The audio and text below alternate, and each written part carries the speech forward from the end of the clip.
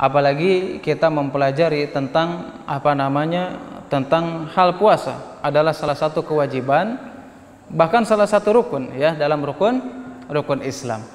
Maka sepantasnya bagi kita mempelajari saum ini supaya kita supaya kita berpuasa. Ya, berpuasa sesuai dengan apa yang diinginkan syariat, sesuai dengan apa yang dicontohkan oleh Rasulullah SAW. Kenapa? Karena syarat amalan seseorang bisa diterima oleh Allah Subhanahu wa taala harus memenuhi dua syarat. Amalan seseorang tidak akan pernah diterima kecuali memenuhi dua syarat.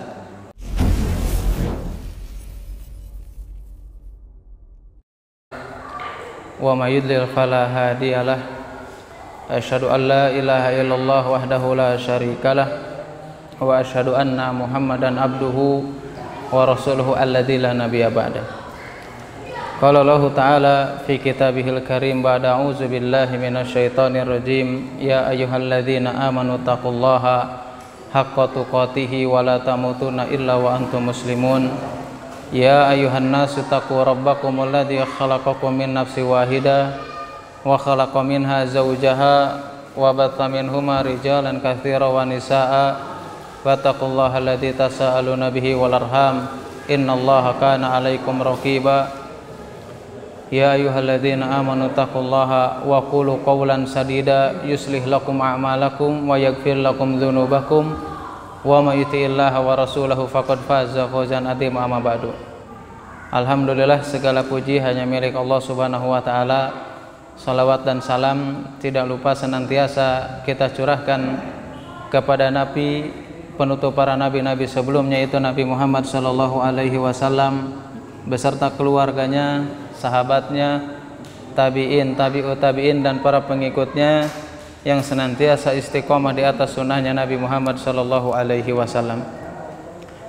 Alhamdulillah, pada kesempatan ini kita bisa berkumpul kembali atas rahmat dan karunia Allah Subhanahu wa taala, sehingga kita dimudahkan untuk senantiasa menggali atau mempelajari apa-apa yang terkandung baik dalam Al-Qur'an dan sunnah Nabi sallallahu alaihi wasallam. Mungkin untuk kali ini berbeda dengan sebelumnya ya, yang mana di jadwal sebelumnya setiap hari Selasa kita membahas kitab hadis Umdatul Ahkam, tetapi pada kesempatan ini ya mungkin mulai saat ini sampai mendekati Ramadan, mudah-mudahan selesai, insya Allah kita akan membahas tentang kitab Syiyam atau kitab yang berhubungan dengan puasa ya, atau sesuatu yang memang berhubungan dengan puasa di bulan Ramadan. Dari insya Allah dimulai hari ini dan kedepannya. Nanti kalau sudah selesai Ramadan atau pas Ramadan ya kita kembali ke ke jadwal yang semula ya. Kalau sudah selesai membahas ini kita kembali ke pembahasan semula tentang kitab hadis Umdatul Ahkam biar cepat selesai ya, masih jauh. Sebagaimana kita ketahui ya, bahwasannya mempelajari hukum-hukum Islam, hukum-hukum yang terkandung dalam syariat Islam adalah adalah sebuah kewajiban yang diperintahkan oleh Allah Subhanahu wa taala kepada kita semuanya, khususnya kepada umatnya Rasulullah sallallahu alaihi wasallam, agar kita beragama di atas dalil. Yang mana dalil yang kita ketahui adalah Al-Qur'an dan sunnah Nabi sallallahu alaihi wasallam berikut ijma. Supaya apa? Supaya kita memahaminya di luar dari kefanatikan kepada salah satu madhab ya. Kapan itu? Yaitu di luar kefanatikan kepada salah satu madhab yang bertentangan dengan Al-Quran dan sunnah Nabi Sallallahu Alaihi Wasallam. Bukannya kita mengenyampingkan, silakan ya bermadhab, silakan bermadhab Maliki, Hambali, Syafi'i, silakan saja, tanpa mengenyampingkan juga pendapat para ulama ya, tanpa mengenyampingkan pendapat para ulama. Bahkan Syekhul Islam Ibnu Taimiyah rahimahullahu taala dalam kitab Majmu' al-Fatawa beliau menjelaskan, apabila kalian mencintai para ulama ya, apabila kalian mencintai para ulama, bagi kalian boleh untuk mengikutinya selama tidak bertentangan dalam Al-Quran dan sunnah Nabi Sallallahu Alaihi Wasallam. Kenapa? Karena kata Syekhul Islam Ibnu Taimiyah, karena mereka adalah orang muhsin. Muhsin itu adalah orang yang baik, yang lebih baik keadaannya daripada yang lainnya, yaitu daripada orang-orang yang tidak berpegang teguh kepada Al-Quran dan Sunnah Nabi SAW menurut pemahaman para sahabat dan ulama-ulama salaf terdahulu. Ya, jadi maksudnya bukan kembali kepada Al-Quran, kok mengelupakan ulama, enggak. Kita memahami Al-Quran dan Sunnah Nabi SAW berdasarkan para ulama, ya, pemahaman para sahabat, para ulama yang memang mereka mutafannin dalam bidangnya. Ya, bukan berarti menyampaikan, enggak, silakan saja. Ya, bahkan tadi dinukil daripada perkataan Syekhul Islam Ibnu Taimiyah rahimahullah taala, kalau cinta ulama silakan saja, boleh kalian untuk mengikuti pendapatnya selama tidak bertentangan dari apa yang terkandung dalam Al-Quran dan Sunnah Nabi SAW. Ini yang harus kita pahami. Bahkan ya para ulama madhab, ya, dari semua perkataannya, dari semua ucapannya, mereka senantiasa, ya, dari kitab yang saya pelajari itu nggak ada yang mengatakan kamu harus ikut madhab aku, harus ikut madhab fulan, enggak. Justru para ulama madhab mengatakan bahwasanya ikutilah, ya, apa-apa yang terkandung dalam Al-Quran dan Sunnah Nabi SAW. Bahkan suatu perkataan yang masyhur, kalau nggak salah dari Imam Malik rahimahullahu taala, idza shahal hadis fahuwa madhabi. Apabila hadis itu sahih, bersumber datang dari Rasulullah SAW, fahuwa madhabi, maka itu adalah madhab aku. Ya, maka nanti kita jelaskan pendapat yang terkuat, pendapat yang paling kuat di antara beberapa madhab, di antara 4 madhab, ya, supaya kita saling memahami tanpa merendahkan yang berbeda pendapat dengan salah satu madhab yang kita memang yakini atau ikuti daripada salah satu madhab dari empat madhab. Jadi harus, ya, biar lapang dada. Saya senantiasa ingatkan ini, ya, supaya jelas saja, ya, maksudnya supaya ingat aja, ya, supaya ingat aja. Kita mempelajari beberapa madhab itu bukan untuk menghukumi seseorang, tetapi justru supaya kebalikannya, supaya kita lebih lapang dada ketika menerima perbedaan pendapat dalam masalah fikih. Ya, kan sudah dijelasin, ya, beberapa sikap ketika berbeda pendapat di kajian Rabu yang sebelum kita libur. Ya, maka itulah kewajiban bagi kita, ya, mempelajari hukum-hukum Islam, ya, atau tentang yang berhubungan dalam syarat ini, itu wajib bagi seorang muslim. Supaya apa? Supaya beragama di atas dalil atau di atas ilmu, bukan di atas syahwat, bukan di atas hawa nafsu, bukan di atas golongan, tetapi beribadah di atas dalil Al-Quran dan Sunnah Nabi SAW berdasarkan pemahaman para sahabat terdahulu dan para ulama yang memang yang sudah kita ketahui dari hal-hal dalam bidang keilmuannya. Ya, apalagi kita mempelajari tentang tentang hal puasa adalah salah satu kewajiban, bahkan salah satu rukun, ya, dalam rukun Islam. Maka sepantasnya bagi kita mempelajari saum ini supaya kita supaya kita berpuasa, ya, berpuasa sesuai dengan apa yang diinginkan syariat, sesuai dengan apa yang dicontohkan oleh Rasulullah SAW. Kenapa? Karena syarat amalan seseorang bisa diterima oleh Allah Subhanahu wa taala harus memenuhi 2 syarat. Amalan seseorang tidak akan pernah diterima kecuali memenuhi 2 syarat. Yang pertama adalah al-ikhlas dan kedua adalah al-mutaba'ah. Yang pertama ikhlas sebagai syarat diterimanya amalan, dan yang kedua adalah ikhlas sesuai dengan tuntunan Rasulullah SAW. Jazakallahu khair. Ya, maka sebagaimana di pertemuan yang sebelumnya saya jelaskan kenapa ingin menjelaskan tentang puasa, agar kita ketika masuk puasa itu tidak hanya menyerap tentang keutamaan saja. Ya, saya sudah jelaskan di kajian-kajian yang pada umumnya di masyarakat kita, kalau sudah masuk bulan puasa, hari pertama kultum atau Jumat pertama khutbah di bulan Ramadan pasti menjelaskan tentang keutamaannya. Itu enggak salah.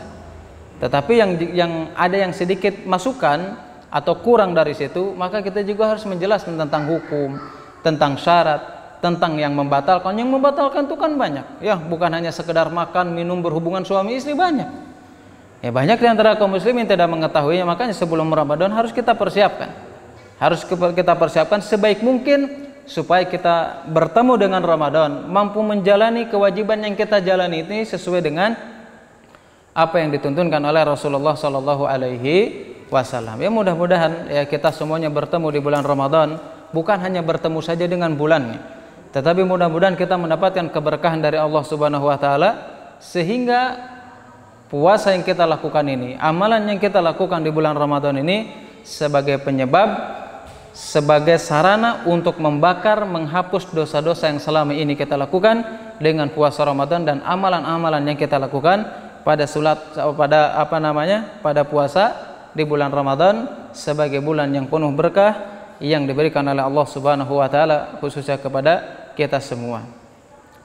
Dan perlu kita pahami bahwasanya pensyariatan bulan Ramadan atau puasa di bulan Ramadan, ya, kita sedikit-sedikit dulu ya, latar belakangnya, hikmahnya, keutamaannya, sejarahnya harus kita pahami juga. Ya harus beda dong.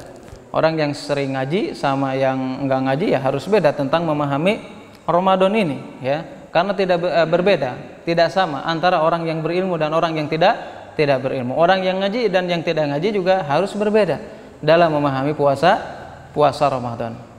Di antaranya ya bahwasanya Allah Subhanahu wa taala berfirman, ya, ayat yang umum yang yang selama ini kita kenal tentang wajibnya puasa di bulan Ramadan.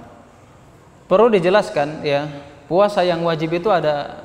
Saya mau nanya dulu, puasa yang wajib itu ada berapa macam? Puasa yang wajib? Ada 7 apa 8? Puasa yang wajib? 7, 8 apa 1? Puasa apa? Itulah yang harus kita pahami kenapa kita harus mempelajari kitab saum ini, gitu ya. Yang kita tahu puasa wajib apa? Pas Ramadan aja. Padahal ada puasa wajib juga yang lainnya yang harus kita kerjakan. Puasa wajib itu ada 3 macam.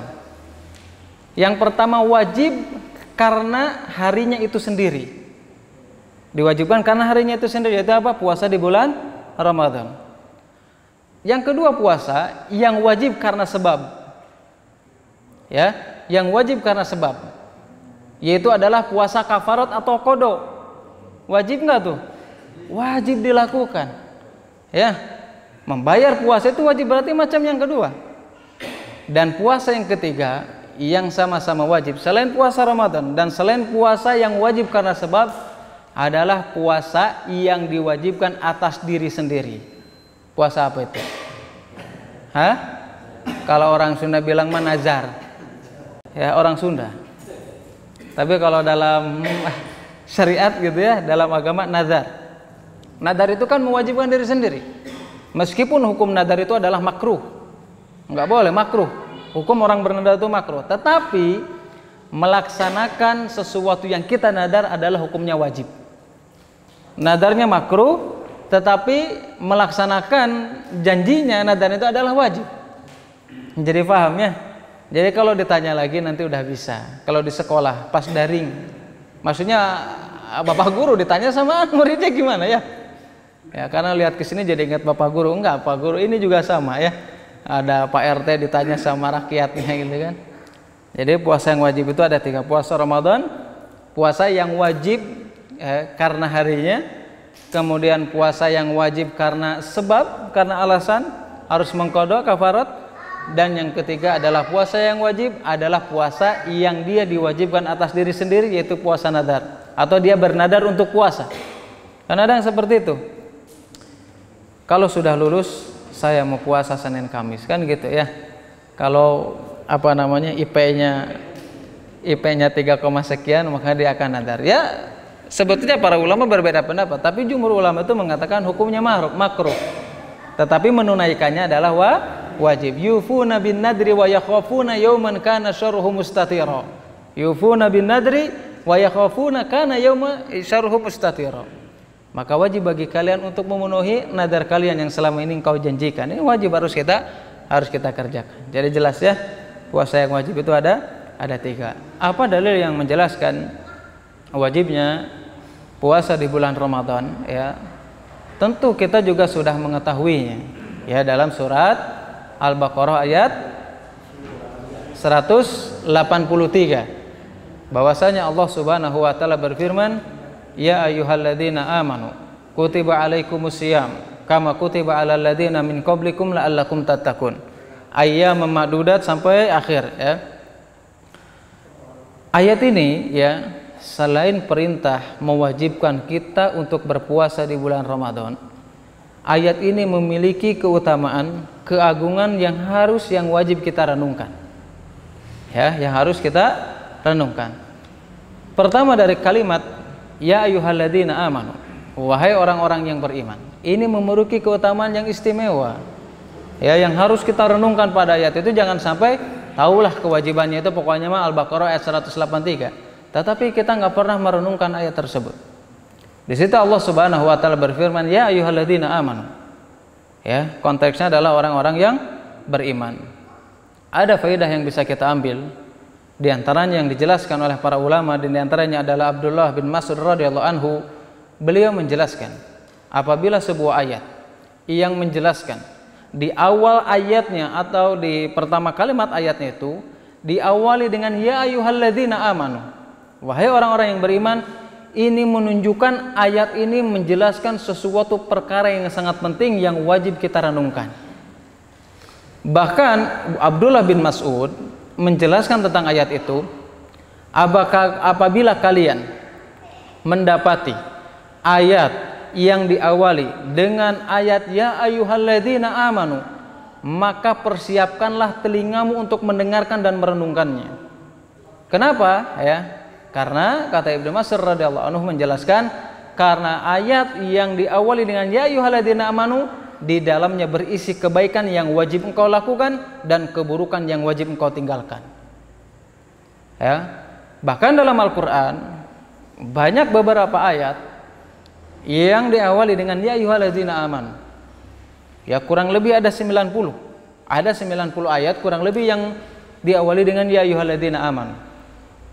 Bahkan Syekh Abu Bakar Al-Jazairi, beliau mengumpulkannya dalam sebuah kitab, Nida'atur Rahman ila Ahlil Iman, panggilan Rahman kepada orang-orang ahli iman. Mengumpulkan tentang ayat-ayat yang menjelaskan yang diawali dengan kalimat ya ayyuhalladzina amanu. Bahkan dalam mukadimahnya menjelaskan, apabila kalian mendapati sebuah ayat yang diawali dengan ya ayyuhalladzina amanu, maka wajib bagi kalian senantiasa harus merenungkannya jika kalian ingin mendapatkan kebahagiaan baik di dunia ataupun di akhirat. Kenapa? Sebagaimana yang dijelaskan Ibnu Mas'ud radhiyallahu anhu, bahwasanya ayat yang diawali ya ayyuhalladzina amanu, ya ayyuhalladzina amanu itu di dalamnya mengandung perkara hukum, perkara akidah, perkara ibadah, muamalah dan sebagainya yang menjadikan sebagai faktor sarana kita mendapatkan kebahagiaan baik di dunia ataupun di akhirat. Ya, ini pendapat siapa? Ibnu Mas'ud dan Abu Bakar Al-Jazairi. Ya, dan para ulama yang lainnya juga banyak menjelaskan tentang itu. Bahkan ulama lain juga menjelaskan, ya, setiap ayat, ini konteks lagi. Ini kalau ya ayyuhalladzina amanu saja. Apabila sebuah ayat yang diawali dengan ya ayyuhalladzina amanu, kemudian menjelaskan tentang pujian orang yang melakukan amalan soleh, pujian dengan surga, atau menjelaskan tentang keberuntungan orang-orang yang beriman, tapi diawalinya ya ayyuhalladzina amanu, maka konteks ayat tersebut, ya, konteks ayat tersebut itu menjelaskan orang-orang yang beriman yang memiliki keimanan yang sempurna.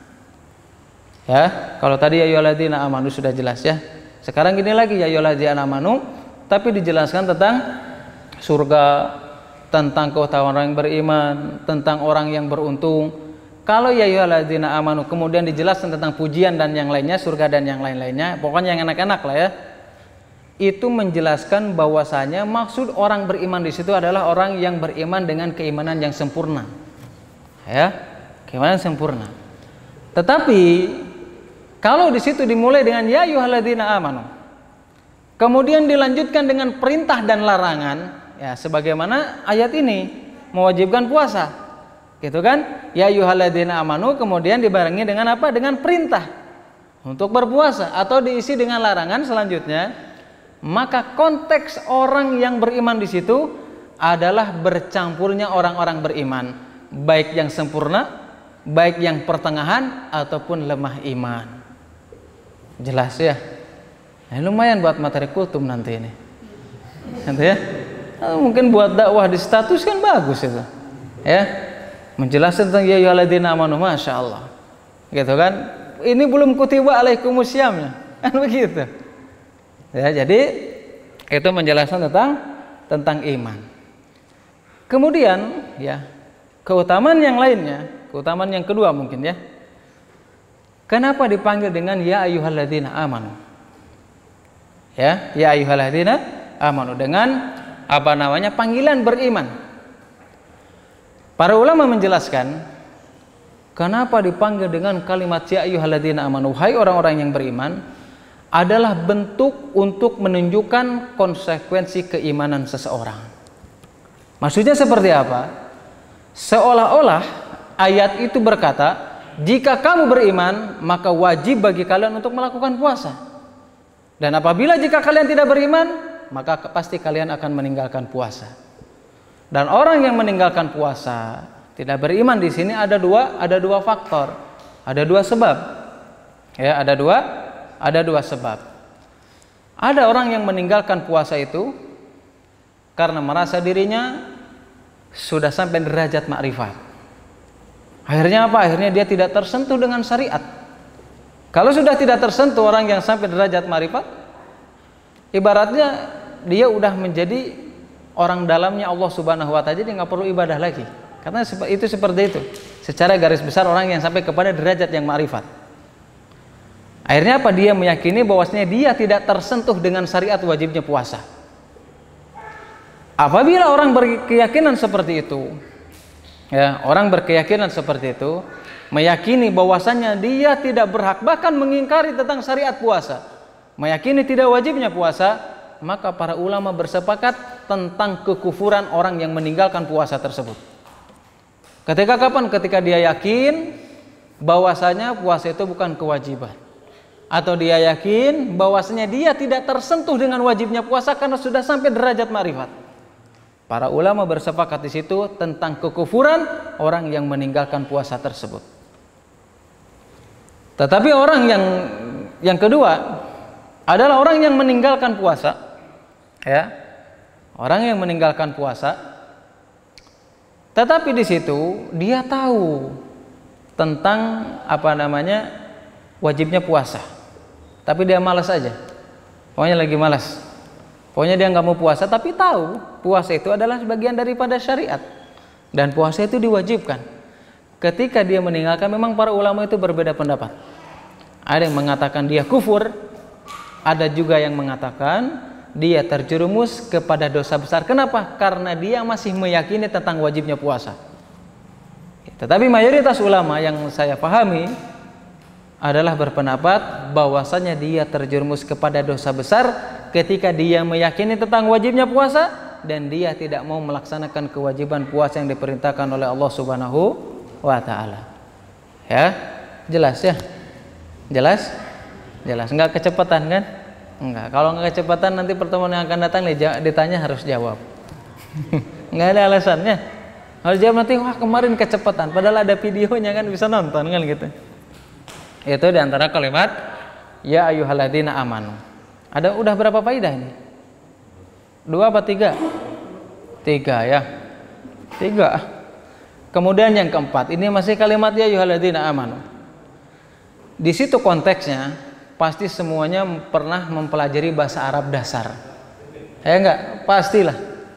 Mau di apa namanya, mau di madrasah, mau di sekolah agama umum, nggak ada bahasa Arab kan ya?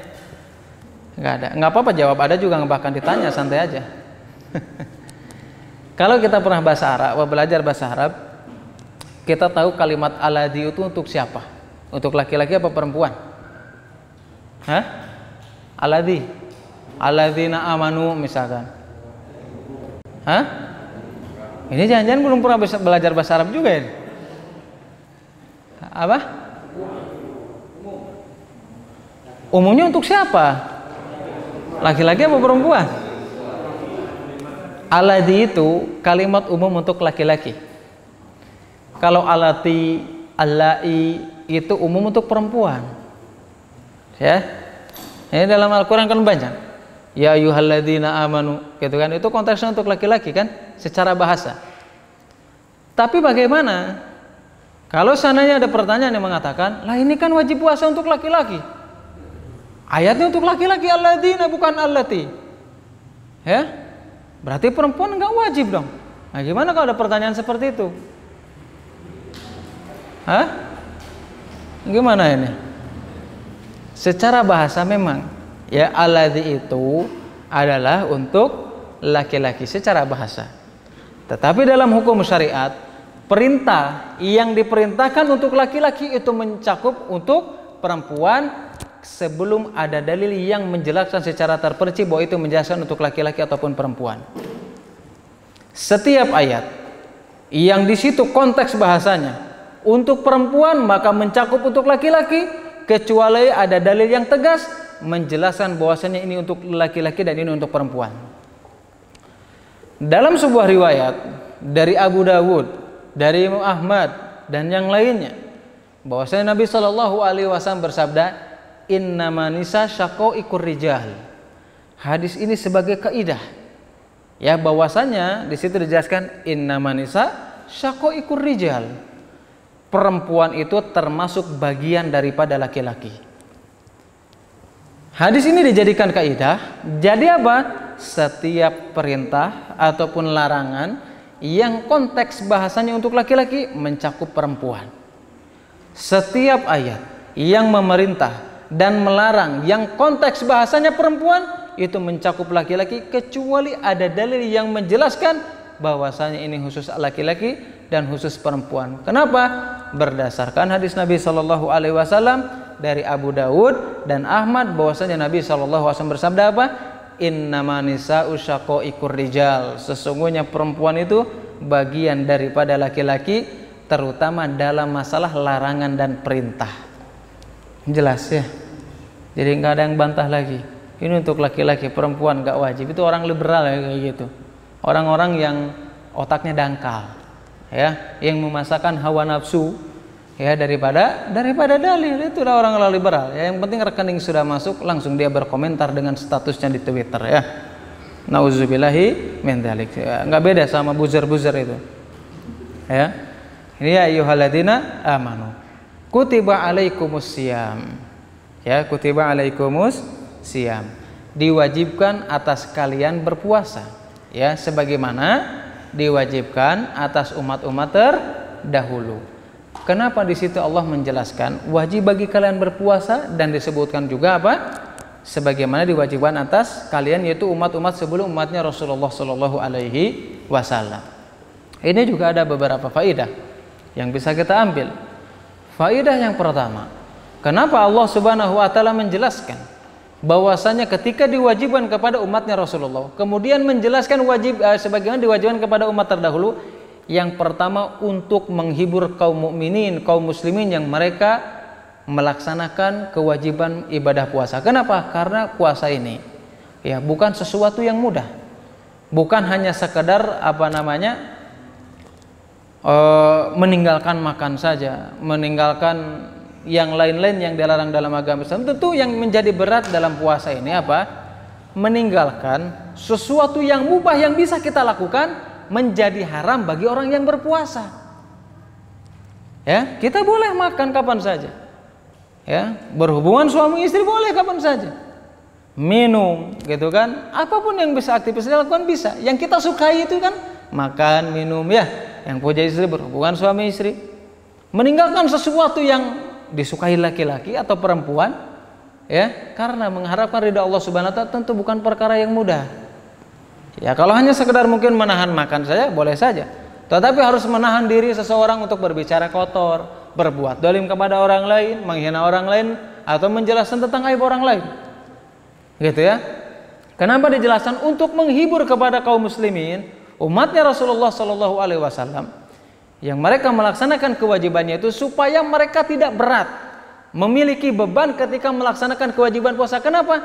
Karena dia sadar yang melaksanakan kewajiban puasa itu bukannya umat Nabi Muhammad saja, tetapi umat terdahulu pun mereka melaksanakan puasa. Ya, meskipun para ulama berbeda pendapat, di antaranya Syekh Utsaimin, Ibnu Katsir, ya puasanya orang terdahulu, umat-umat terdahulu sebelum umatnya Rasulullah itu berbeda dengan umatnya Nabi Muhammad SAW. Meskipun Syekh Utsaimin mengatakan berbeda tata cara puasa yang dilakukan umat terdahulu dengan umatnya Rasulullah SAW. Tetapi Ibnu Katsir rahimahullahu taala beliau menjelaskan tidak ada perbedaan puasa umatnya Rasulullah SAW dan umat terdahulu kecuali dalam masalah sahur. Oh, nanti dijelaskan ya, kecuali dalam masalah sahur. Jadi yang pertama apa? Hiburan untuk kita sebagai orang mukmin yang melaksanakan ibadah di bulan puasa tidak merasa berat. Kenapa? Karena kalau kita sadar orang lain pun melakukan akan merasa ringan, kan gitu ya enggak? Ya kayak kita aja misalkan dulu ya pengalaman buruk sebetulnya ya, kayak di sekolah misalkan malas tugas dari sekolah. Kan kalau sendiri soak gitu ya enggak ngerjain. Pas nanya, ente ngerjakeun teu? Henteu. Ente ngerjakeun teu? Tenang, aya batur kan gitu. Ya. Nah seperti itu. Aya batur teu ngerjakeun PR kan itu. Ini pengalaman saya pribadi gitu ya, enggak apa-apa. Emang harus pengalaman kadang harus diceritakan ya. Itulah. Jadi makanya kenapa dijelaskan sebagai umat terdahulu supaya apa? Supaya kita enggak berat. Kenapa? Karena puasa yang diwajibkan itu bukan kita aja, tetapi orang terdahulu juga sebelum umatnya Rasulullah Shallallahu Alaihi Wasallam. Itu keutamaan daripada kutiba alaikumusiyam. Keutamaan yang kedua, ya. Dari kalimat kutiba alaikumusiyam, diwajibkan bagi kalian untuk berpuasa sebagai umat terdahulu. Keutamaan yang bisa kita ambil adalah motivasi. Motivasi bagi kita bahwasanya dalam ayat tersebut umat-umat terdahulu melaksanakan kewajiban puasa yang diperintahkan oleh Allah Subhanahu wa taala, mereka menjalankannya dengan baik. Kalau bahasa kita mah, masa sih kita umatnya Rasulullah Shallallahu alaihi wasallam tidak bisa melakukan puasa dengan baik sebagaimana mereka melakukannya. Jelas ya? Jelas. Kemudian firman Allah Subhanahu wa taala mengatakan apa? La'allakum tattaqun. Semua dengan puasa itu mudah-mudahan kalian menjadi orang-orang yang bertakwa. Artinya puasa ini mendorong kita menjadikan bertakwa kepada Allah Subhanahu wa taala. Kenapa? Cara yang paling baik melatih diri seseorang untuk beribadah kepada Allah Subhanahu wa taala adalah ketika berpuasa. Ya, ketika seseorang ingin bisa meninggalkan sesuatu yang diharamkan oleh Allah Subhanahu wa taala, ingin bisa melaksanakan ketaatan kepada Allah Subhanahu wa taala, ketika dia melakukan salah satunya puasa di bulan Ramadan. Kenapa? Ketika puasa Ramadan, kita tahu bahwasanya perkara yang sangat berat, meninggalkan sesuatu yang mubah dan diharamkan bagi kita untuk melakukannya ketika berpuasa.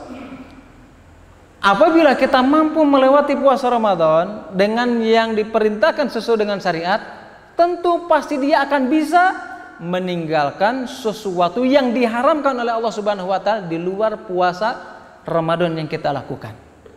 Itulah yang menjadikan seseorang semakin bertakwa kepada Allah Subhanahu wa taala.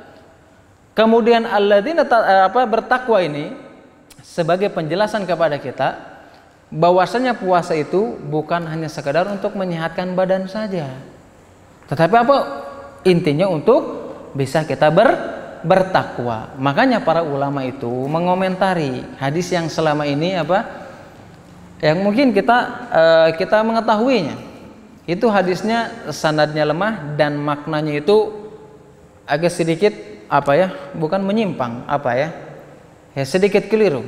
Hadis yang artinya yang kita tahu berpuasalah, bahwasanya puasa itu menyehatkan. Ini hadis yang lemah, sanadnya lemah dan maknanya juga tidak tidak bisa digunakan sebagai dalil. Kenapa? Ya karena hadisnya dhaif. Bahkan secara secara pengalaman saja sudah kita bisa ketahui. Contoh misalkan orang yang sakit itu diwajibkan puasa apa enggak? Orang yang berpuasa. Kalau seandainya hadis yang dhaif tadi menjelaskan bahwasanya sumu tasihu, berpuasalah maka kalian akan sehat, tentu syariat tidak akan memberikan kelonggaran kepada orang yang sakit untuk tidak berpuasa. Berpuasa saja. Kenapa? Karena dengan berpuasa dia akan sembuh. Jelas gak? Paham ya? Itu secara makna. Makanya para ulama hadis mengomentari tentang hadis itu. Ya, di antaranya Syekh Al-Albani rahimahullah taala mendhaifkan tentang hadis itu. Itu di antara keutamaan yang bisa kita ambil, yang bisa kita renungkan ya dari firman Allah Subhanahu wa taala dalam surat Al-Baqarah ayat 183 yang memerintahkan tentang wajibnya kita berpuasa. Kemudian ya, puasa ini ya diperintahkan oleh Allah Subhanahu wa taala dan Rasulnya sebagaimana dijelaskan dalam kitab Zadul Ma'ad karya Ibnul Qayyim rahimahullahu taala. Puasa itu diperintahkan ketika tahun ini, kalau ini di sekolah sudah pernah diajarin. Tahun berapa? Tahun ketiga apa keempat Hijriah? Ketiga. Ini ulama sini tahun keberapa? Ketiga, keempat, kelima. Dijelaskan para ulama, diantaranya Syekh dalam kitab Zadul Ma'ad karya Ibnu Qayyim rahimahullah taala, bahwasanya puasa itu disyariatkan tahun kedua Hijriah. Enggak apa-apa, mungkin ingat pencairan mungkin Kemudian Ibnu Qayyim rahimahullah mengatakan bahwasanya Rasulullah Shallallahu alaihi wasallam itu sudah adzan. Lanjut sedikit apa gimana? Lanjut sedikit aja ya. Nggak apa-apa, adzan dulu, sholat dulu, nanti sambung sedikit insyaallah.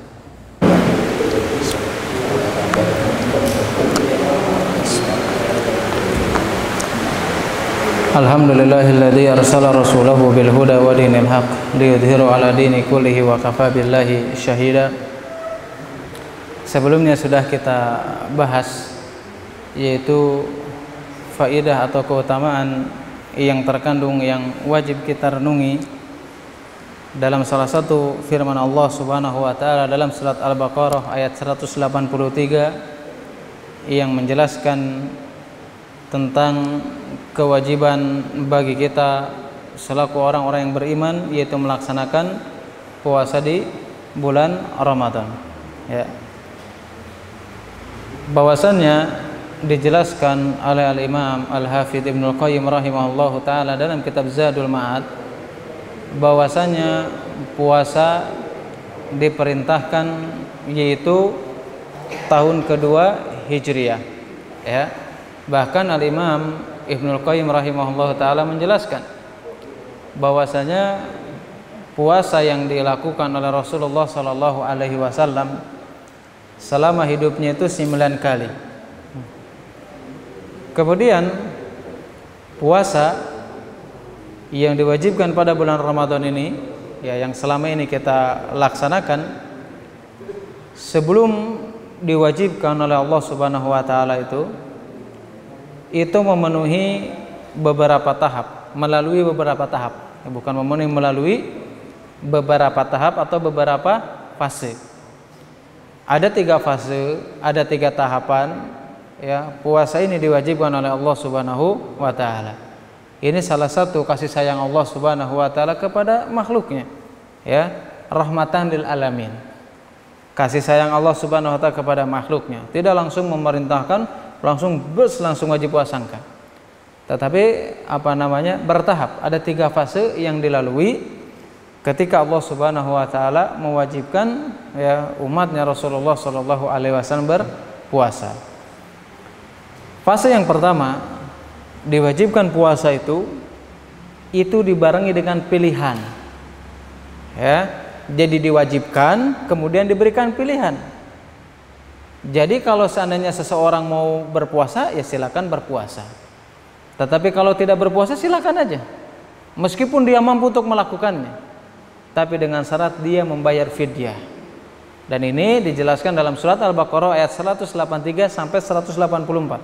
Ya, 183 sampai 184. Ya ayyuhalladzina amanu kutiba alaikumusiyam kama kutiba alal ladzina min qablikum la'allakum tattaqun. Ayyaman ma'dudat faman kana minkum maridan aw ala safarin fa iddatun min ayyamin ukhra wa alal ladzina yutiqunahu fidyatun ta'amu miskin faman tatawwa khairan fahuwa khairul lahu wa antasumu khairul lakum in kuntum ta'lamun.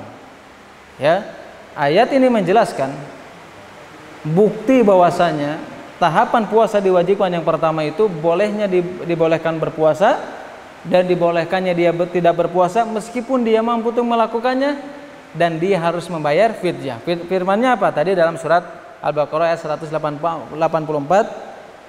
wa 'alal ladzina yutiqunahu fidyatun ta'amu miskin. Dan bagi orang-orang yang apa? Yang membayar fidyah atau membayar atau memberikan makanan kepada orang-orang miskin. Ini dalil yang pertama. Dalil yang kedua yang menjelaskan bahwasanya tahapan yang pertama itu bahwasanya puasa itu diberikan pilihan antara puasa dan boleh tidak berpuasa. Ini berdasarkan dalam sebuah hadis Nabi Shallallahu Alaihi Wasallam yang diriwayatkan Bukhari dan Muslim. Hadis dari Salamah bin Aqwa bahwasanya Rasulullah Shallallahu Alaihi Wasallam bersabda, kunna fi Ramadana ala ahdi Rasulillah sallallahu alaihi wasallam. Faman syaa'a shoma, faman syaa'a aftara, fabtada bi ta'ami miskin. Hatta unzilat hadis surah, faman syahida minkum asy-syahra falyasum. Hadis yang diriwayatkan Bukhari dan Muslim dari Salamah bin Aqwa bahwasanya Rasulullah sallallahu alaihi wasallam bersabda, kunna fi Ramadana, bahwasanya kami dulu pernah berpuasa bersama Rasulullah sallallahu alaihi wasallam di zaman Rasulullah sallallahu alaihi wasallam. Faman syaa'a shoma, faman syaa'a aftara. Barang siapa yang dia berkehendak puasa, silakan berpuasa.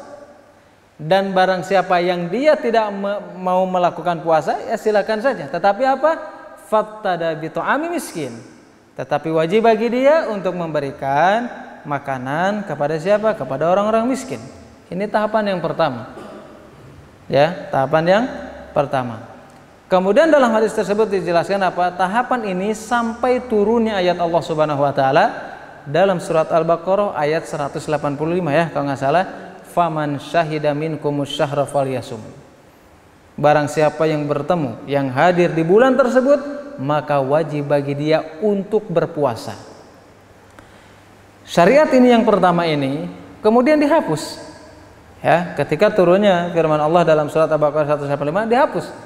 Syariat ini dihapus, hukum ini dihapus bagi siapa? Bagi orang yang dia tidak melakukan puasa padahal dia mampu. Jelas ya? Tetapi hukum itu tidak dihapus. Bagi siapa? Bagi orang tua yang renta atau bagi orang yang dia sakit dan tidak ada harapan untuk sembuh, maka bagi mereka tidak dihapus hukum tersebut. Jelas ya? Nanti kalau nggak jelas nanti tanyakan. Jadi tahapan yang pertama intinya puasa itu ketika diwajibkan dan diberikan pilihan. Diwajibkan dan diberikan pilihan mau puasa atau tidak, tapi harus membayar fidyah kalau nggak berpuasa meskipun dia mampu untuk melakukannya. Fase yang kedua, tahapan kedua, ya, sebelum diwajibkannya puasa Ramadan ini, ketika itu puasa yang dilakukan sebagaimana dialami oleh Qais radhiyallahu anhu, bahwasanya fase yang kedua ini puasa yang dilakukan oleh kaum muslimin umatnya Rasulullah SAW dan para sahabatnya itu puasa yang dilakukan mereka apabila seseorang tertidur sebelum tenggelam matahari atau sebelum berbuka, maka tidak boleh baginya untuk berbuka meskipun dia bangun masih dalam keadaan malam hari, dan dia tidak boleh menggauli istrinya. Ini fase yang kedua.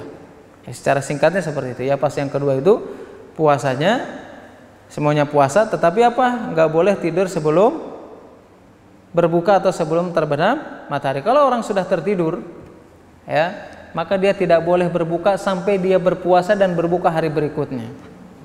Ini dialami oleh Qais ketika bertanya kepada istrinya, ketika hendak berbuka puasa, apakah kau memiliki makanan?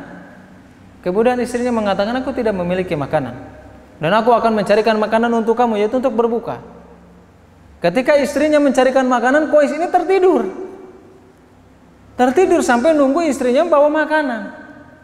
Akhirnya apa? Akhirnya dari situlah, dari sisi pendalilan bahwasanya puasa fase yang kedua yang dilakukan oleh para sahabat atau kaum muslimin zaman dahulu, zamannya Rasulullah SAW, sebelum diwajibkan puasa yang kita lakukan itu, bahwasanya puasa tersebut memang terlalu berat apabila dilakukan.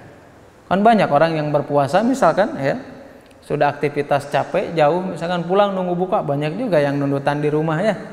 Nah, kalau zaman fase yang kedua nggak boleh buka dia. Kalau dia bangun setelah apa? Kalau dia tidur sebelum terbenam matahari. Ini fase yang kedua. Kemudian fase yang ketiga, fase yang terakhir dan berlaku sampai hari kiamat, yaitu adalah Allah Subhanahu wa taala mewajibkan puasa, atau Nabi sallallahu alaihi wasallam mewajibkan puasa kepada umatnya dimulai daripada terbit fajar yang kedua sampai tenggelam matahari. Dan inilah puasa yang diwajibkan yang terakhir dan berlaku sampai hari kiamat, yang setelah melalui beberapa fase ketika Allah Subhanahu wa taala mewajibkan puasa kepada umatnya. Kenapa? Supaya ya umatnya Rasulullah SAW tidak merasa berat untuk melakukan kewajiban yang diperintahkan oleh Allah Subhanahu wa taala. Ini tahapan-tahapan. Ya begitulah kalau dakwah. Dakwah juga kayak gitu. Jangan saklek kamu harus kayak gini, nggak boleh. Tahapan dulu, pelan-pelan dengan cara yang paling baik, ya. Belum tentu kita bisa menjalankan syariat, orang lain bisa melaksanakan sebagaimana yang kita lakukan. Orang mendapatkan hidayah berbeda-beda. Orang memiliki keimanan berbeda-beda. Orang mendapatkan ilmu dengan cara yang berbeda-beda, nggak sama, nggak bisa dipukul rata. Ya pelan-pelan aja, ya. Dengan waktu, dengan seiring waktu, kalau kebenaran itu pasti akan menang. Makanya Syekhul Islam mengatakan, bahkan Ibnu Qayyim rahimahullah taala, ya, kemenangan itu akan datang atau kebenaran itu akan datang kapan? Ketika muncul daripada penentangnya. Ketika Allah ingin menunjukkan kebenaran, maka Allah akan menunjukkan penentangnya. Maka akan ditunjukkan kebenaran. Ya harus pelan-pelan ya. Ya syariat Allah Subhanahu wa taala, syariat Nabi sallallahu alaihi wasallam semuanya tidak saklek, semuanya pelan-pelan ya. Pelan berproses, ya nggak perlu terburu-buru, karena yang kita ajak itu adalah kebaikan ya. Ngapain kita harus buru-buru? Santai aja, pelan-pelan ya. Kalau terburu-buru berdampak buruk ya jangan seperti itu. Itu diantara tahapan disyariatkannya berpuasa di bulan Ramadan. Kemudian hukumnya ya, singkat saja, nanti pertemuannya akan datang lebih jelas lagi. Hukumnya seperti apa? Tadi sudah jelas bahwasanya hukumnya wajib. Tetapi kita ya harus memahami definisi daripada siam. Siam atau saum itu nggak ada perbedaan dalam masalah makna. Tetapi kita harus mengetahui definisinya. Dan kita tidak akan pernah tahu, Ar-Razi mengatakan dalam salah satu kitabnya, seseorang itu tidak akan pernah tahu satu definisi kecuali dia memahami kata per kata atau perkosakatanya. Saum Ramadan. Saum atau siam itu secara bahasa ya artinya apa? Saum atau berpuasa secara bahasa artinya apa? Puasa aja artinya secara bahasa apa? Secara bahasa itu menahan, tenang, tidak bergerak. Dan ini dijelaskan siapa? Dijelaskan dalam kitab Lisanul Arab Ibnul Mandur. Begitu juga dijelaskan Abu Ubaid. Ya, Abu Ubaid menjelaskan bahwasanya secara bahasa puasa itu adalah menahan, tidak bergerak. Ya, menahan, tidak bergerak atau tenang. Jadi barang siapa, setiap orang, kata Abu Ubaid mengatakan, setiap orang yang dia menahan diri dari makan dan minum, dari membuka aib orang lain, maka dia dikatakan sedang berpuasa. Kenapa? Secara bahasa menahan. Ya, secara bahasa menahan. Apa dalil yang mendasari itu? Apa dalil secara bahasa yang menjelaskan bahwasanya puasa itu secara bahasa imsak? Imsak itu apa? Menahan. Saum itu bahasa Arab. Artinya secara bahasa Arab itu, bahasa Arab diartikan bahasa Arab lagi, saum itu maknanya al-imsak. Ya, imsak kan kita tahu, kenapa ada imsak? Ditahan kita, nggak boleh minum, nggak boleh makan. Padahal nanti makna imsak itu bukan seperti itu. Nanti kita jelaskan ya di pertemuan-pertemuan berikutnya. Jadi jangan sampai keliru kalau ada imsak suara, kita nggak boleh minum, nggak boleh makan, enggak. Dalam surat Al-Baqarah dijelaskan orang itu mulai berpuasa kapan? Terbit fajar yang kedua. Kalau misalkan ada imsak, tetapi fajarnya belum terbit, boleh dia makan. Ya nantilah, ya pelan-pelan nanti kita jelaskan dari beberapa dalil dan pendapat para ulama. Intinya, Puasa secara bahasa itu, saum itu adalah menahan. Dalil yang mendasari bahwasanya puasa secara bahasa itu adalah menahan, firman Allah Subhanahu wa taala dalam surat Maryam ayat 26. Bahwasanya Allah Subhanahu wa taala berfirman, "Inni nadartu lirrahmani sauman." Ini menjelaskan tentang apa? Tentang Maryam. Maryam itu siapa? Ibunya Nabi Muhammad bukan? Nabi Isa alaihissalam. Maryam ini ibunya siapa? Nabi Isa. Yang ketika itu dalam keadaan hamil. Ya, dalam keadaan hamil sebagai tanda kebesaran Allah Subhanahu wa taala. Ketika Maryam mengetahui hamil yang dikandungnya itu adalah Isa alaihissalam, pasti orang-orang akan bertanya. Ada orang, ya secara umum aja, ada orang yang hamil tapi tanpa bapak, pasti bertanya. Ya enggak? Ada orang yang hamil ada bapaknya juga bertanya. Ini hamil nih, gitu kan? Awalnya nggak ada bapaknya. Maka Allah dengan ini tanda kebesaran Allah Subhanahu wa taala yang diberikan kepada Maryam. Ketika itu Allah memberikan motivasi kepada Maryam. Jika ada yang bertanya, kamu nggak usah ngomong, nggak usah jawab. Pasti itu ada yang bertanya. Kenapa? Karena dalam itu dijelaskan apa? Inni nadartu lirrahmani sauma. Sesungguhnya aku itu bernadar kepada Tuhan yang Maha Pemurah. Ya, sesungguhnya aku bernadar kepada Tuhan yang Maha Pemurah sauman, yaitu tidak berbicara tentang kehamilannya. Maka sauman di situ sebagaimana dijelaskan Ibnu Abbas radhiyallahu anhu dalam kitab tafsir Al-Qur'anul Azim, makna sauman dalam surat Maryam ayat 26 itu bermakna apa? Menahan, tidak berbicara. Maka dari ayat itu para ulama menyimpulkan bahwa makna saum secara bahasa adalah menahan. Jelas ya? Menahan. Kemudian Ramadan. Ini lanjut apa udah dulu ini? Arman pengen udah dulu gitu? Jarang ketemu, sekali ketemu nggak lama ini. Ramadan, nggak bahas aja ya, nanti hukumnya yang lain. Kan harus dipaham dulu kata per kata biar kita tahu definisinya. Ramadan ya, Ramadan itu asal kata daripada Ramadan yarmadu. Para ulama itu berbeda pendapat tentang Ramadan. Ya, para ulama mengatakan bahwasanya Ramadan itu artinya adalah membakar. Ya, membakar. Artinya membakar di situ membakar dosa yang selama ini kita lakukan dengan amalan-amalan yang kita lakukan di bulan puasa. Ya, membakar. Hadisnya apa? Salah satu hadis yang mendasarinya hadis dari Anas radhiyallahu anhu. Bahwasanya Nabi sallallahu alaihi wasallam bersabda, ya. As-salatu awwabin hina tarmadul fisal. Salatnya orang-orang yang senantiasa bertobat kepada Allah Subhanahu wa taala ketika hina tarmadul fisal. Ketika untanya kebakaran. Di sini ada kalimat Ramadan enggak? Ada. Hadis ini yang mendasari sebagian ulama berpendapat bahwasanya Ramadan itu bermakna adalah membakar. Maksudnya adalah membakar dosa-dosa kemaksiatan yang selama ini kita lakukan dengan puasa dan amalan-amalan yang kita lakukan di bulan Ramadan. Ini pendapat yang pertama. Meskipun pendapat yang lainnya di antaranya Syekh Utsaimin rahimahullah taala ya, beliau menjelaskan ya dalam kitab Fathul fi Dalil wal Ikram. Beliau menjelaskan kenapa bulan tersebut dikatakan Ramadan. Alasan yang pertama, karena puasa ketika disyariatkan pada bulan yang dimana ketika itu bulan mengalami musim panas. Makanya dikatakan Ramadan karena artinya panas. Gitu ya. Ada pendapat lagi yang lain.